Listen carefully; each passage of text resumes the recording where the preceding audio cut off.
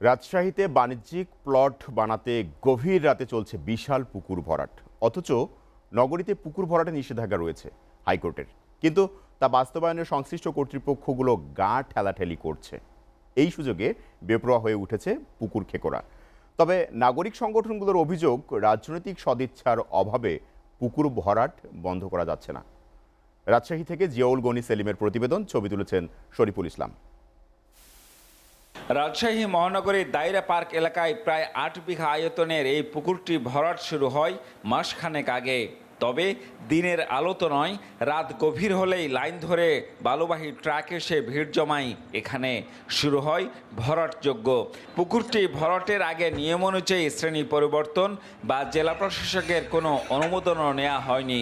ভরাট করে এখানে বাণিজ্যিক প্লট বানানোর উদ্যোগ নিয়েছে আত্মিজারা গ্রুপ। তবে অনুমতি ছাড়া পুকুর ভরাটের বিষয়টি স্বীকারও করেছেন প্রতিষ্ঠানটির ব্যবস্থাপনা পরিচালক। জরিমানা যখন করেছে তখন এই আদেশ ছিল না। এই আদেশ আজকে 7-8 দিন আগে হয়েছে। আপনি একটু খুঁজলে দেখেন যে আমরা আস্তে আস্তে আস্তে আস্তে দরকার হলে কোর্টে যাব, কোর্টে যাই দরকার কোর্টের কাছে আবেদন করবো শ্রেণী পরিবর্তনের। এই বিশাল পুকুরটি রাতারাতি ভরাট হতে দেখে ক্ষুব্ধ স্থানীয়রা। 2-3 গাড়ি পড়ার পর 2-3 দিন 4 দিন 15 দিনের মধ্যে বন্ধ ছিল। এই 2-3 গাড়ি রাত্রে কিন্তু ভরাট করিবেন আদেশ।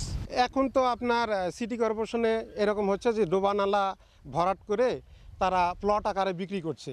হয়তো ব্যবসা এটাই চলছে এখন বর্তমান, তো হয়তো এই ব্যবসাই হবে। এদিকে 2014 সালে human rights and piece for Bangladesh নামে একটি বেসরকারি সংস্থার রিটের পরিপ্রেক্ষিতে হাইকোর্ট রাজশাহী নগরীতে পুকুর ভরাটে নিষেধাজ্ঞা জারি করে।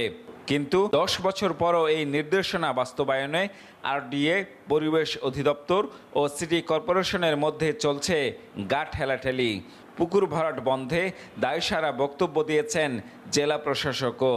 রাজশাহী সিটি কর্পোরেশনকে একটি কপি দেওয়া হয়েছে এবং ওই কপি দিয়ে এটি যেন ভরাট না হয় সেই ব্যাপারে ব্যবস্থা গ্রহণ করার জন্য বলছে। এটি আমাদের প্রশাসনিক শাখা এই বিষয়টি নিয়ে চিন্তা ভাবনা করতেছে। এক কথা আমরা বলতে চাই যে এই পুকুর খনন অবৈধভাবে এবং পুকুর ভরাটের ক্ষেত্রে আমরা সর্বোচ্চ চেষ্টা করব জিরো টলারেন্স প্রদর্শন করতে এবং সেটির প্রতিকার করতে।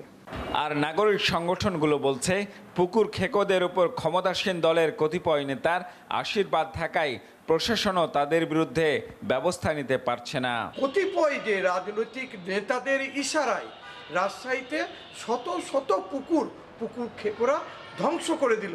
সরকারের কাছে জোর দাবি জানাচ্ছি, পুকুর খেকো পুকুরের নগরীকে রক্ষার জন্য অবিলম্বে আপনি ব্যবস্থা নিন, নইলে রাজশাহীর জনগণ এটা যে কোনোভাবে বন্ধ করবে।